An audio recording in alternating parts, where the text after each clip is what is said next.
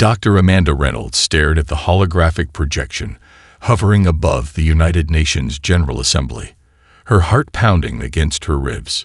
The alien ship that had appeared in Earth's orbit 12 hours ago now dominated the display, its crystalline structure reflecting sunlight in ways that defied conventional physics.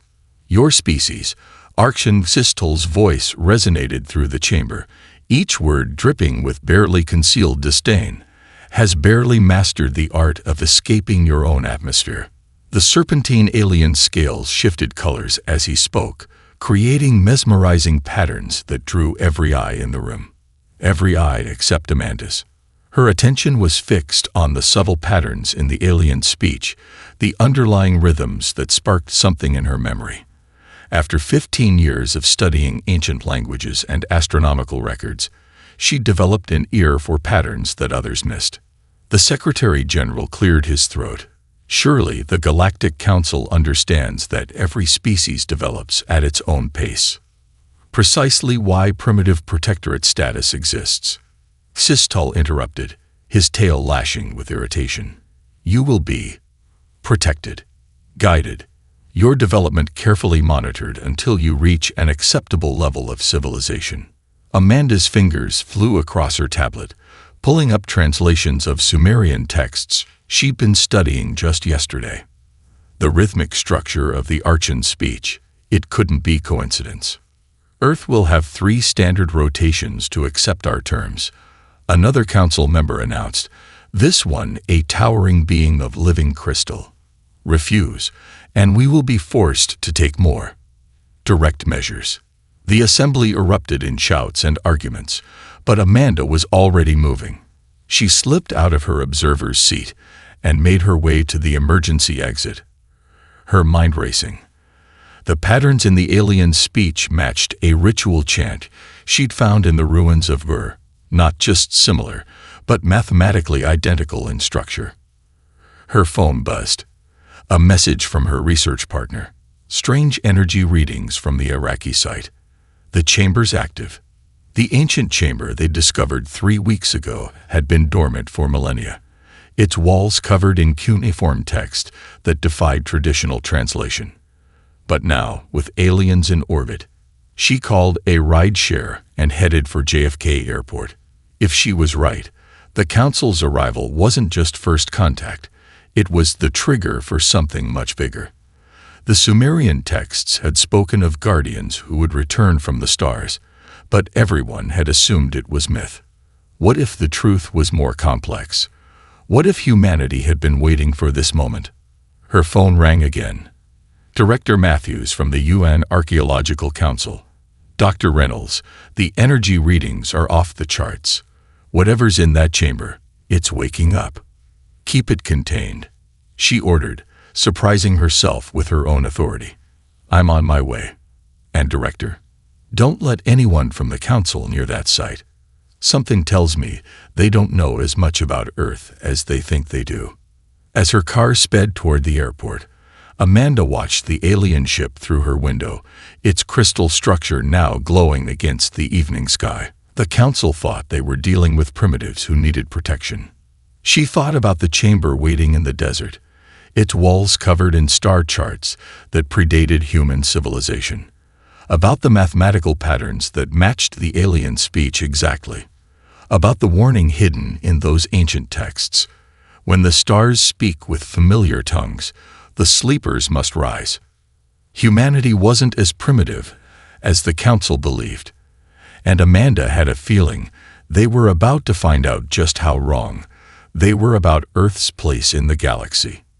She just hoped she could reach the chamber before anyone else figured out what was really happening. Because if she was right, Earth wasn't just receiving its first alien contact. It was receiving a wake-up call that had been 12,000 years in the making. The Iraqi desert wind whipped sand against Dr. Amanda Reynolds' protective suit as she descended into the ancient chamber. Emergency floodlights cast harsh shadows across walls that should have been worn by time but instead gleamed like they'd been carved yesterday. "Energy readings are still climbing," Dr. James Morrison called from above, his voice crackling through her headset. Whatever activated down there, it's getting stronger. Amanda touched the nearest wall, her gloved fingers tracing the impossibly precise cuneiform. The markings weren't just text, they were technical schematics, equations, and star charts that defied their supposed age. "The Council's wrong about us, James," she said, moving deeper into the chamber. "These aren't religious texts, they're engineering specifications." Her flashlight beam caught something that made her breath catch. A section of wall had slid away, revealing a recess that hummed with faint blue light. Inside sat a crystal matrix similar to the Council ship's structure, but far more complex. "Dr. Reynolds." A new voice crackled over her comm. "This is General Santos. We have Council representatives demanding access to your dig site, claiming some sort of archaeological oversight authority." Amanda's mind raced. The patterns in the alien speech, the chamber activating right after their arrival, the similar technology. "Deny them, General. This site is under UN protection." She reached for the crystal matrix, her hand steady, despite the implications of what she was seeing. The moment her fingers touched its surface, the entire chamber blazed to life. Holographic displays erupted from every wall, filling the space with three-dimensional star maps and technical diagrams that made her advanced degree in archaeoastronomy feel like kindergarten drawings. "Oh my God," she whispered, watching as the displays resolved into recognizable forms. "They're ships, thousands of them, hidden throughout the solar system." The crystal matrix pulsed, and a new image formed. A recording of some kind, the human figure, wearing clothing that combined ancient Sumerian style with technology beyond anything she'd seen. To those who awakened this chamber, the figure spoke in perfect English. "Though the recording was clearly millennia old, you face the return of what we fought to contain. The Council above is not your enemy, but their ignorance serves our purpose. We hide in plain sight, watching, waiting." The deep dark stirs again. James' voice cut through her awe.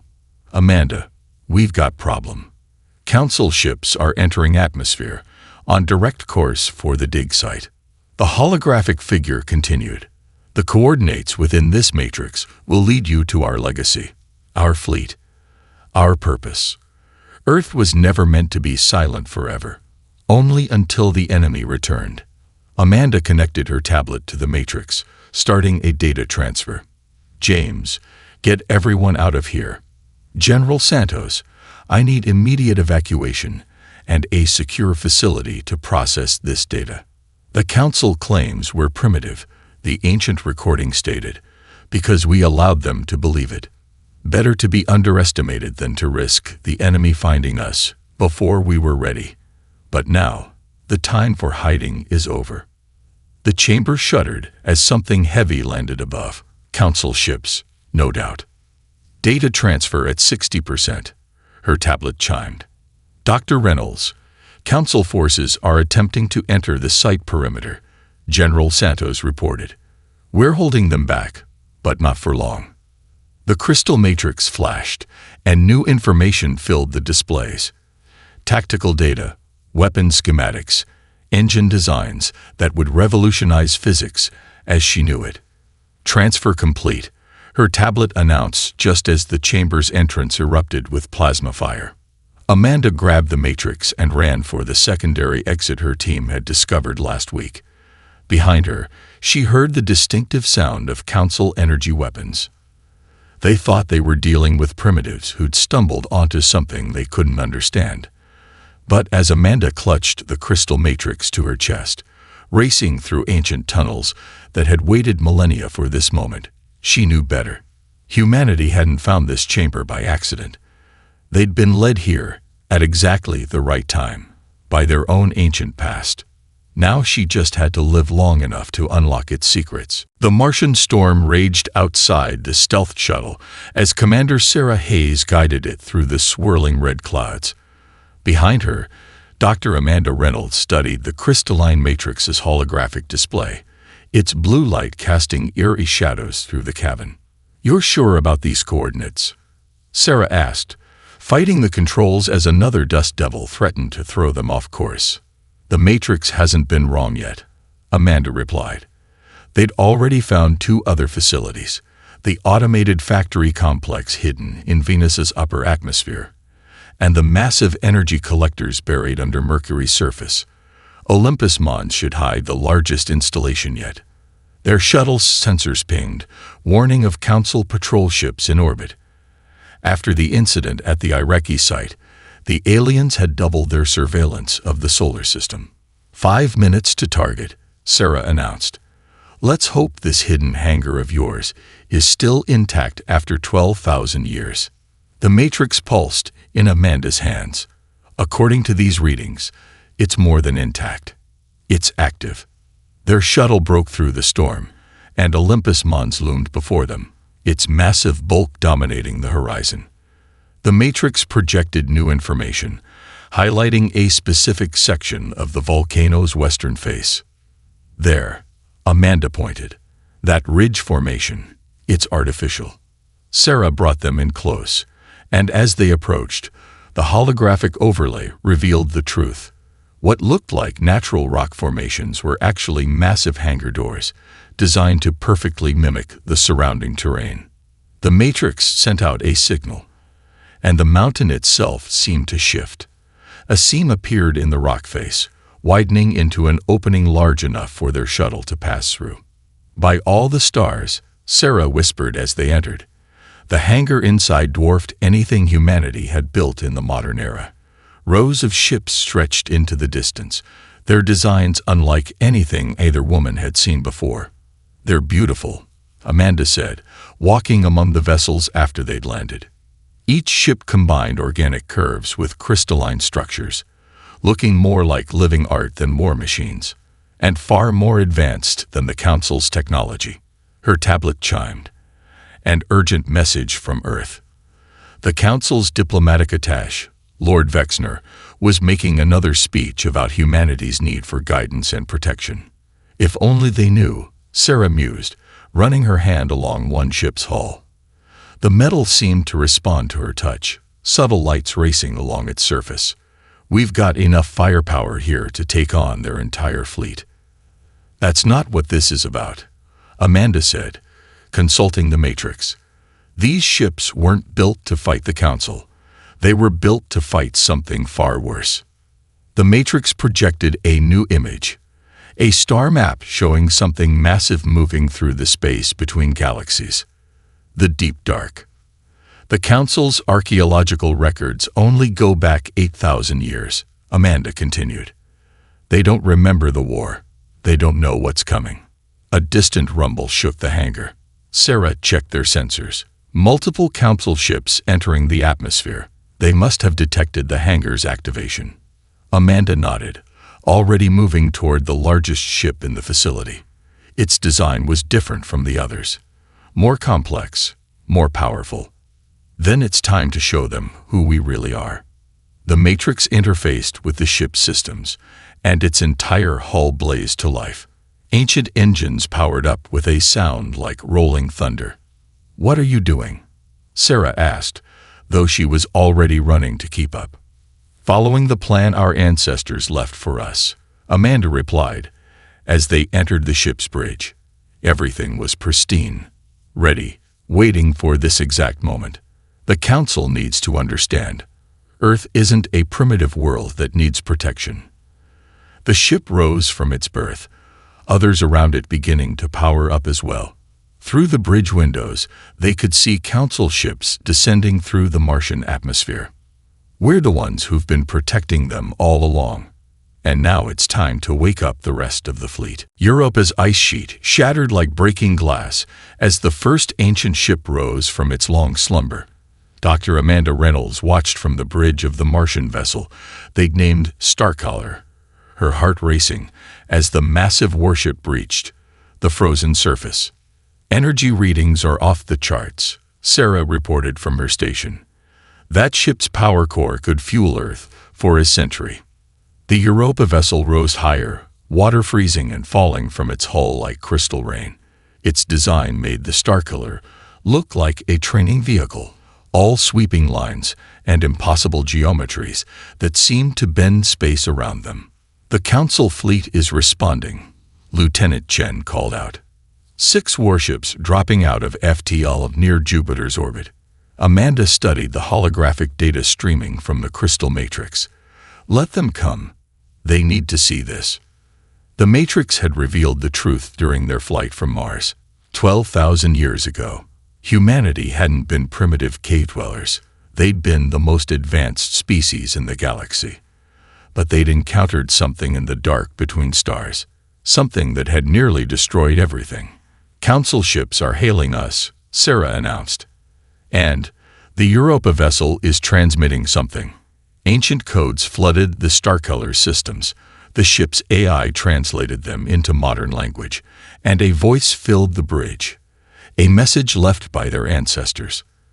"To our children who wake these ships," the voice echoed, "you face what we could not defeat. The deep dark comes again, and with it, the end of all things. We chose to hide our power, to become the Watchers, the silent guardians. Better to let the galaxy forget us than to let our enemy find us too soon."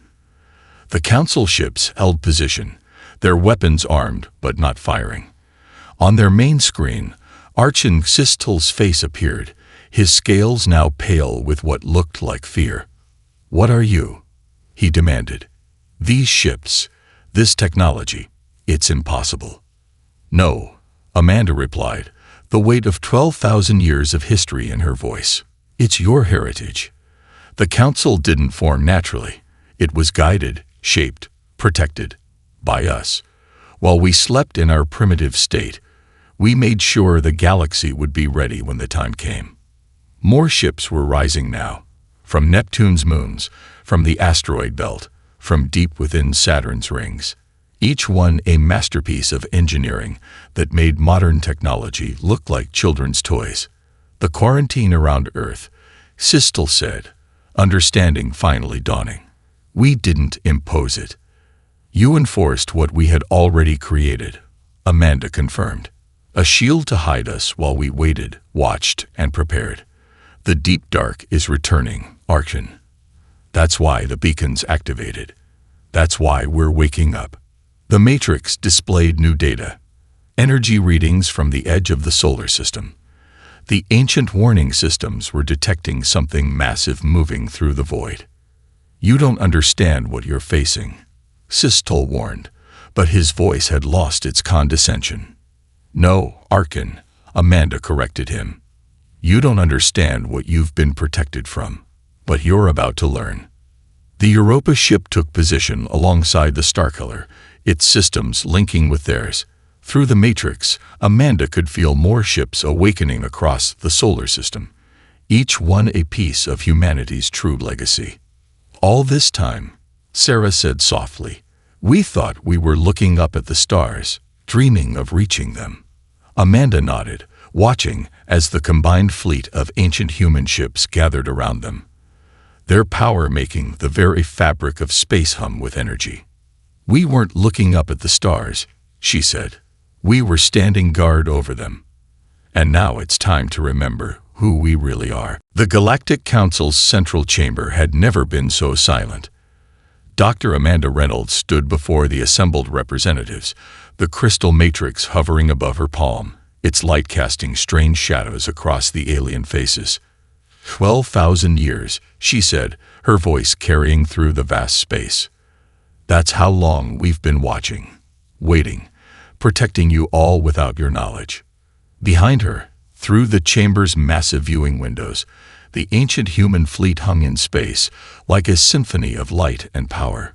Each ship pulsed with energy that made the Council's best vessels look like antiquated relics. Archon Sistel's scales had lost all color. Our records, our entire history, was shaped by us, Amanda completed.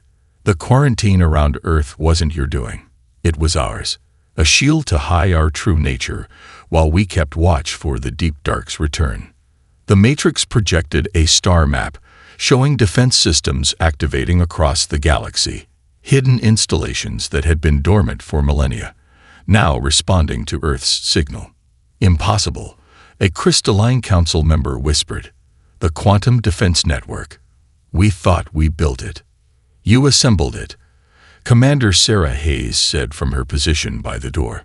Using technology that mysteriously appeared throughout your history, following development paths that were naturally discovered, all of it leading to this moment. Alarms began blaring throughout the council station. On every screen, reports flooded in. Ancient facilities awakening on thousands of worlds, each one part of a plan laid down before the council had even formed. The deception was necessary, Amanda explained, her voice firm, but not unkind. The enemy we faced, the deep dark, it hunts civilizations that reach a certain level of advancement. We couldn't risk being detected before we were ready. So we hid, became primitive, and guided the galaxy's development from the shadows. The Matrix displayed new data, energy readings from the intergalactic void that made even the most seasoned council scientists step back in horror. By the stars. Histel breathed. What is that? That, Amanda said grimly, is why we've been hiding. Why we've been preparing. The deep dark doesn't just destroy advanced civilizations. It consumes them, adds their knowledge to its own. The only way to survive was to appear too primitive to be worth its attention. More alarms, more ancient systems coming online. The council chamber's windows now showed hundreds of human ships, their formations taking position around key strategic points. We don't want to take over, Sarah assured the frightened council members. We don't want to rule. We want to do what we've always done, protect. But now we need to do it openly, together. A junior council member burst into the chamber. Multiple unknown contacts, moving through the void between galaxies. Amanda nodded. The time had come. This is why Earth's fleet has awakened. This is why the deception ends now. You're not ready to face this enemy alone, but together. The Matrix projected one final image, a battle plan 12,000 years in the making. Ships and weapons and tactics that had been refined through countless simulations, all while humanity played at being primitive. Your choice, Archon, Amanda said to Xistel. Continue believing we're primitives who need your protection, or accept that we're all going to need each other for what's coming. The ancient ships moved in perfect formation, their power making the very stars seem dim in comparison. This was humanity's true face, not primitive, not weak, but patient. Guardians who had given up everything to protect a galaxy that never knew it needed protection. And now, as the deep dark approached, that patience had finally paid off. Space itself seemed to tear apart at the edge of the solar system. Dr. Amanda Reynolds watched from the Starcolors Bridge as reality twisted and bulged, the deep dark's advanced scouts breaking through into normal space. Multiple contacts, Sarah reported, her hands dancing over the ancient controls. They're unlike anything in our records. The enemy ships were walking nightmares, vast organic mechanical hybrids that seemed to absorb light rather than reflect it. Each one was different, bearing the stolen technology of 1,000 dead civilizations. Now we know why our ancestors went into hiding, Amanda said, the crystal matrix pulsing with warning signals. The deep dark doesn't just destroy. It learns, adapts. Every race it consumes makes it stronger. The council's emergency channel lit up. Archon Xistel's face appeared, his previous arrogance replaced by grim understanding. The defense networks are responding. But these entities, they're breaking through our best encryption like it doesn't exist. Because to them, it doesn't, Amanda explained. Your technology, advanced as it seems, is based on principles they mastered eons ago. That's why we had to guide your development along specific paths, to ensure you'd be ready to use what we're about to unveil. She nodded to Sarah, who activated the ancient command protocols. Across the solar system, hidden weapons platforms emerged from their slumber. Not the relatively simple ships they'd revealed earlier, but something far more potent. By the stars. Chistel breathed as the weapons came online. What are those? The real reason we went into hiding, Amanda said. Not just ships and guns, but weapons that break the laws of physics themselves. The only things that ever hurt the deep dark enough to make it retreat. The Matrix displayed their true arsenal, reality warpers, dimension crackers, weapons that could rewrite the very structure of space-time. Too dangerous to leave in the hands of an active civilization. Too powerful to risk the enemy finding them. A massive shadow passed over the Starcolor as one of the Deep Dark's capital ships emerged. It was a mountain of stolen technology and corrupted flesh, its surface crawling with weapons taken from 100 dead worlds. All ships, Battle Formation Delta, Sarah commanded, and a combined human council fleet moved as one. Remember your training. Hit them with everything we have. The first shots were fired. Not energy beams or plasma, but streams of pure causality that unraveled the enemy's structure at a quantum level. The deep dark vessels reeled, clearly unprepared for weapons they'd never encountered. They don't remember us, Amanda realized, watching as their attacks tore through the enemy's defenses. In all these millennia, they never discovered our hidden legacy. Never learned how we hurt them before. But the enemy was adapting already. New defenses formed, stolen technology reconfiguring to counter their attacks. The Deep Dark hadn't survived this long by being easy to kill. Multiple breaches in the outer defense line, an officer reported. They're learning our patterns. Amanda gripped the Matrix tighter. Then it's time for the final protocol. The one our ancestors left for this exact moment. She input the command sequence, and the Matrix's light changed from blue to blinding gold. Throughout the fleet, ancient systems activated. Not weapons this time, but something more fundamental. What are you doing? Sistol demanded. Showing you why we really went into hiding, Amanda answered as the change began. Our technology wasn't the only thing we had to keep safe from the enemy. There was something else, something that could turn the tide. Around her, the bridge crew began to glow with the same golden light. Genetic memory, locked away for 12,000 years, started to unlock. They were about to remember everything. Golden light rippled through the solar system as humanity remembered. Dr. Amanda Reynolds gasped as 12,000 years of knowledge flooded back. Combat training, scientific understanding, the weight of an ancient legacy that had been coded into their very DNA.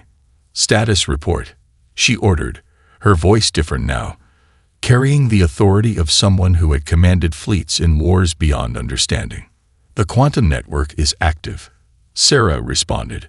Her own voice changed, filled with centuries of tactical experience that had been sleeping in her genes. 8 billion humans are connecting now. The awakening is spreading. On Earth, people stopped in their tracks as ancient memory surfaced. Factory workers suddenly understood how to build quantum drives. Teachers grasped the fundamentals of reality warping physics. Children found themselves speaking languages that predated written history. Remarkable. Arkshan Sistol whispered through the command channel. Your entire species. You encoded everything into your genetic structure. It was the only way, Amanda explained, watching as the Matrix showed the awakening spreading across Earth. Our technology could be found. Our records could be discovered. But our DNA, that could hide in plain sight, carrying everything we knew, everything we were, until the moment it was needed. The Deep Dark's forces pressed their attack, but now they faced something they'd never encountered. A species reborn with the full knowledge of how to fight them. Battle Group 7. Execute Maneuver Helios, Sarah commanded, 12 millennia of combat experience guiding her words. The fleet moved with perfect precision, ancient weapons finding weaknesses that only their creators would know to target. We're getting reports from Earth, Lieutenant Chen called out. his mind now holding the knowledge of 1,000 ancient battles. Manufacturing centers are transforming. People are building technology that shouldn't be possible with modern resources. Amanda nodded. The knowledge isn't just military. Everything we were, everything we knew. It's all coming back. Art, science, philosophy. The full legacy of who we used to be. Through the bridge windows, they watched as the deep dark ships reeled under attacks they couldn't counter. Their adaptive technology, usually so quick to learn and respond, found itself against weapons and tactics specifically designed to counter that adaptation.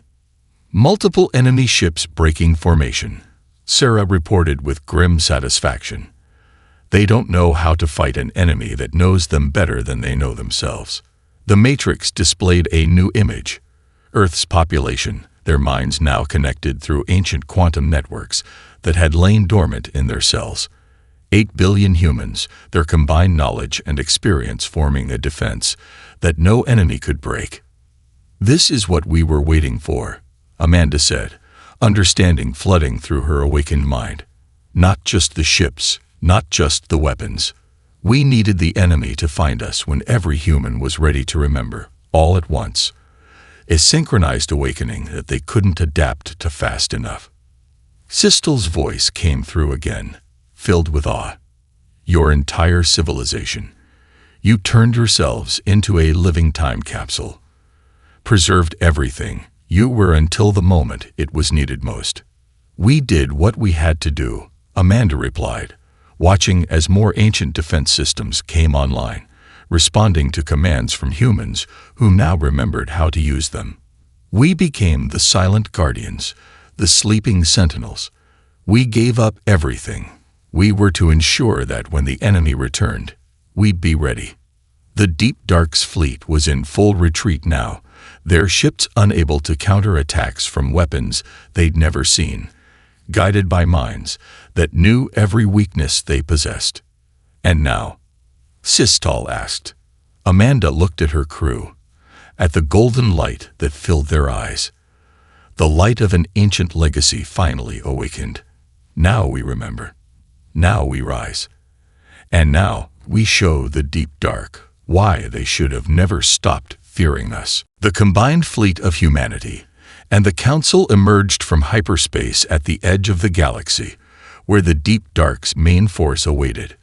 Dr. Amanda Reynolds stood on the Starcolors Bridge, the crystal matrix humming with power as 8 billion awakened human minds connected through the quantum network. All battle groups report ready, Sarah announced, her voice carrying the weight of ancient command. The Council fleets are in position. Through the main viewport, the enemy's armada stretched like a living shadow across space. Thousands of ships built from stolen technology and corrupted knowledge. But now, for the first time in their long history of conquest, they faced something they couldn't understand or adapt to. They're scanning us, Lieutenant Chen reported, trying to analyze our capabilities. Amanda smiled. Let them try. Every scan, every analysis will show them something different. That's why we encoded our knowledge in living DNA. It evolves, adapts, changes, just like them, but faster. The enemy struck first, launching weapons that had destroyed 1,000 civilizations. But humanity had been preparing for this moment for 12,000 years, their ships moving in patterns that seemed random, but were orchestrated by billions of awakened minds working in perfect harmony.